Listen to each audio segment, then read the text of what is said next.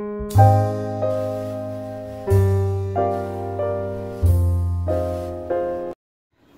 alaikum warahmatullahi wabarakatuh. This is Mrs. Bushra Mushtaq, PG Psychiatric Nursing.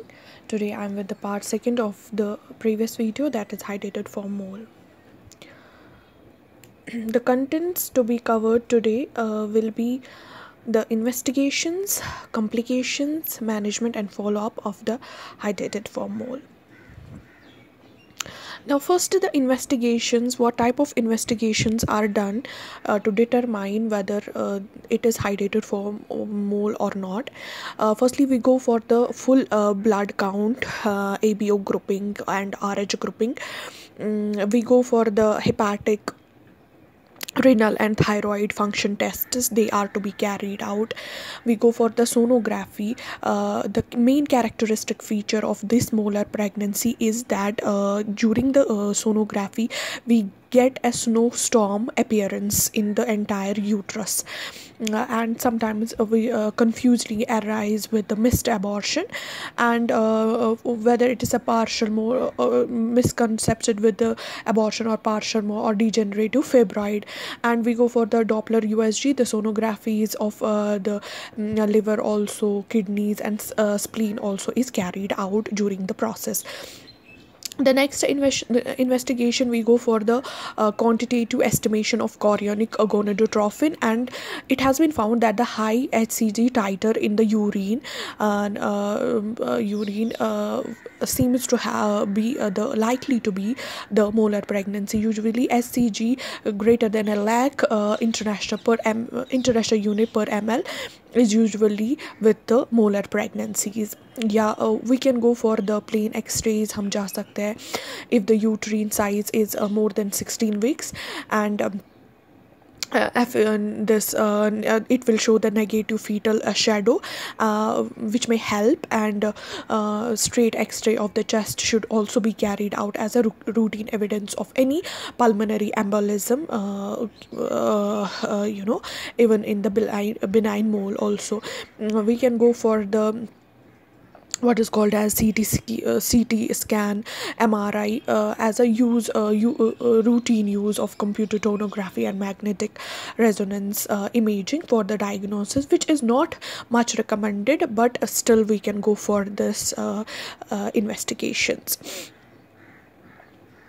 Here in this picture you can see the picture completely mole microscopically, and these are the microscopic changes which transform the chorionic villi into the cluster of the vesicles with the variable dimensions, and that's why the hydrated form mole comes from the word this bunch of the grapes.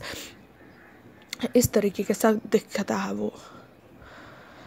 Now the complications, what are the complications further अगर hydrated form mole होगा? There may be the immediately hemorrhage or shock, because the hemorrhage and the shock can be due to the separation of the vesicles from its attachment, क्योंकि obviously ये vesicles भी attached हुए होंगे in the decidua, so immediate separation hemorrhage create कर सकता है, and whether the hemorrhage can be concealed, बंद या revealed, okay, totally blood reveal हो जाएगा, and there can be the massive intraperitoneal hemorrhages, which may be the first feature of the perforating mole as well, and during the evacuation of the mole also there can be the atony of the uterus or injury to the uterine, so the hemorrhage and shock are common complications in the hydrated form mole. Second thing, it can go for the sepsis, because there is a very increased risk of sepsis. क्यों होगा? क्योंकि कोई protective membranes नहीं है, and the vaginal organisms, they can creep up into the uterine cavity, and वहाँ पे degenerative vessels है, sloughing of decidua है, या ओल्ड ब्लड होगा जो कि बैक्टीरियल ग्रोथ के लिए मतलब उनको नाइडेशन के लिए हेल्प करेगा, और there is an increased operative interference, so there can be the increased risk of the sepsis. Next is the perforation of the uterus also. This is another complication. The uterus may be injured due to the perforating mole, which produces very massive intraperitoneal hemorrhage, या during vaginal evacuation अगर हम करेंगे, especially DNE की वजह से method या curettage followed by the suction evacuation, उसकी वजह से भी perforation of the uterus हो सकता है.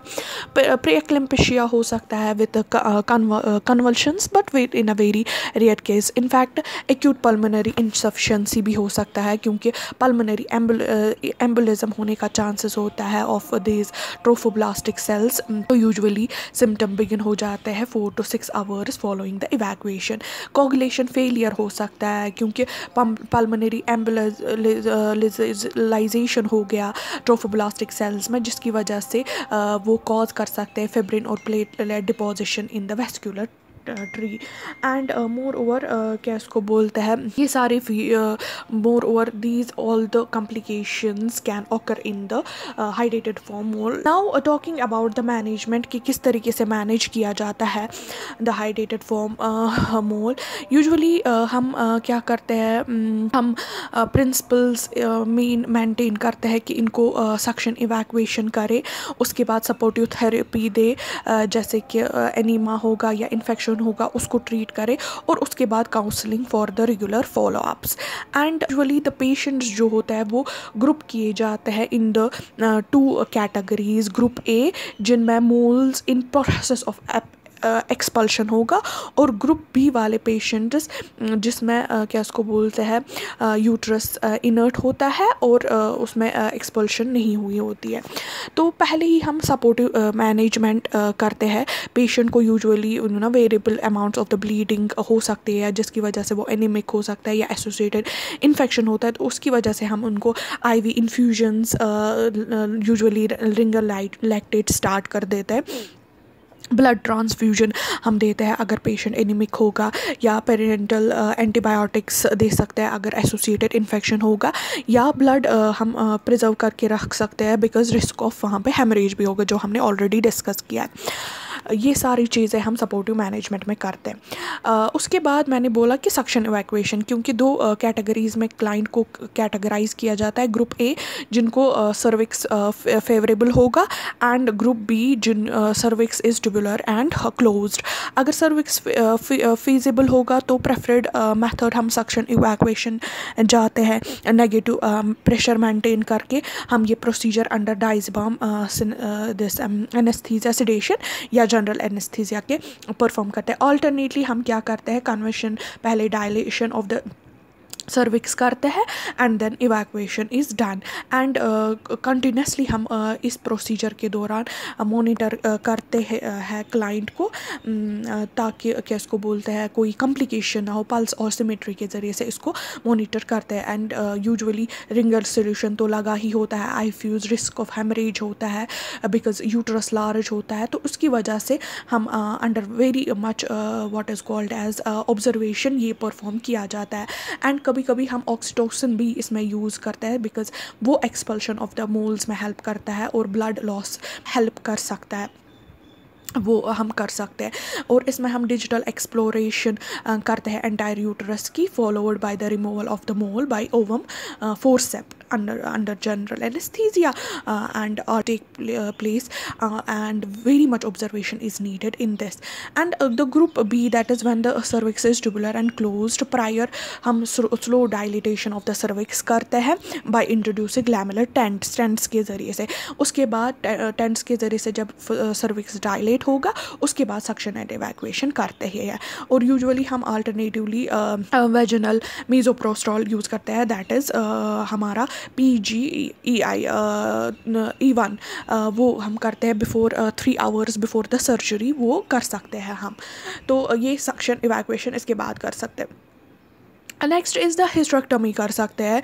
वो तब इंडिकेटेड होते हैं जब patient over the age over 35 years old होगा, या patients completely her family she has completed her entire family, means she has the children, and now the hysterectomy can be done irrespective of the age, या uncontrolled haemorrhage हो रहा है, perforation हो रही है during the surgical evacuation, तो उसकी वजह से हम हिस्टेरेक्टमी जा सकते हैं, या हिस्टेरेक्टमी कर सकते हैं, मतलब इंसिजन दे सकते हैं इन द यूट्रस, जैसे कि सिजेरियन सेक्शन में दिया जाता है, बट रेयरली किया जाता है in now days, and it may be done अगर कि प्रोफ्यूज वेजिनल ब्लीडिंग हो रहा है, या सर्विक्स इन अनफेवरेबल है फॉर इमीडिएट वेजिनल इवैक्यूएशन, या एक्सीडेंटल परफोरेशन यूट्रस का हो गया ड्यूरिंग द सर्जिकल इवैक्यूएशन। तो ये सारी चीज़ें में ये 2 प्रोसीजर्स भी हम कर सकते हैं। नाउ फॉलो अप में हम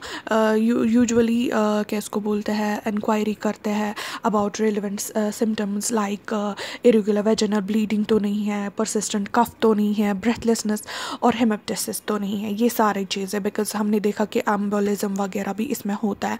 फिर हम एब्डोमिनो वेजिनल एग्जामिनेशन भी नोट कर सकते हैं, जिसमें हम इन्वोल्यूशन ऑफ द यूट्रस देखते हैं, या ओवेरियन साइज देखते हैं, कोई मैलिग्नेंट डिपोजिशन तो नहीं है वेजिनल वॉल में, वो देख सकते हैं।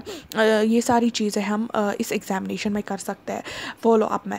एंड इन्वेस्टिगेशन में हम सीधे डिटेक्शन ऑफ HCG कर सकते हैं इन द यूरिन और द सीरम, वो कर सकते हैं, या हम चेस्ट एक्सरे कर सकते हैं, we can go for 4 weeks intervally chest X ray also, and then we can go for the contraceptive advice. Patient को ट्रेडिशनली हम एडवाइस करेंगे not to be pregnant for at least 1 year, तो उसके बाद क्या इसको बोलते हैं, ये सारी चीज़ें हम फॉलो अप में कर सकते हैं। It was all about today's topic, hope you got it. I will be with the next topic soon इंशाल्लाह ताला।